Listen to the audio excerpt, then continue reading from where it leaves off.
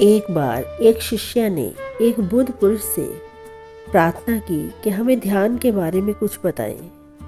तब बुद्ध पुरुष बोले कि जब तुम ध्यान के लिए बैठना चाहते हो तो हर चीज़ को छोड़ दो।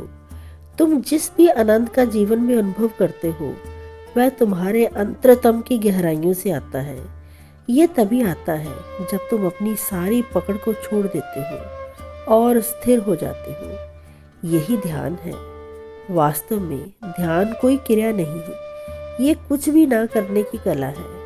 ध्यान की विश्रांति गहरी से गहरी नींद से भी गहरी है, क्योंकि ध्यान में तुम सभी इच्छाओं से मुक्त हो जाते हो। जब तुम गहरे ध्यान से बाहर आते हो तब तुम बहुत गतिशील होते हो और बेहतर काम कर सकते हो। तुम्हारा विश्राम जितना गहरा होगा तुम्हारे कर्म उतने ही अधिक गतिशील रहेंगे।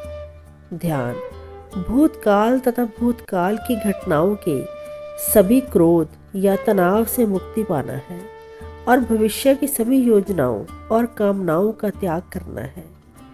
योजना बनाना तुमको अपने अंदर गहरी डुबकी लगाने से रोकता है। ध्यान इस क्षण को पूर्णतः स्वीकार करना है और प्रत्येक क्षण को पूरी गहराई के साथ जीना है। केवल इस बात की समझ और कुछ दिनों के निरंतर ध्यान का अभ्यास तुम्हारे जीवन की गुणवत्ता को बदल सकता है। जीवन चेतना की 3 अवस्थाओं जागृत, सुषुप्ति और स्वप्न का सबसे अच्छा उदाहरण ये प्रकृति है। प्रकृति सोती है, जागती है और सपने देखती है। अस्तित्व में ये एक शानदार स्तर पर हो रहा है और मानव शरीर में एक अलग स्तर पर। जागृति और सुषुप्ति सूर्योदय और अंधकार की भांति है।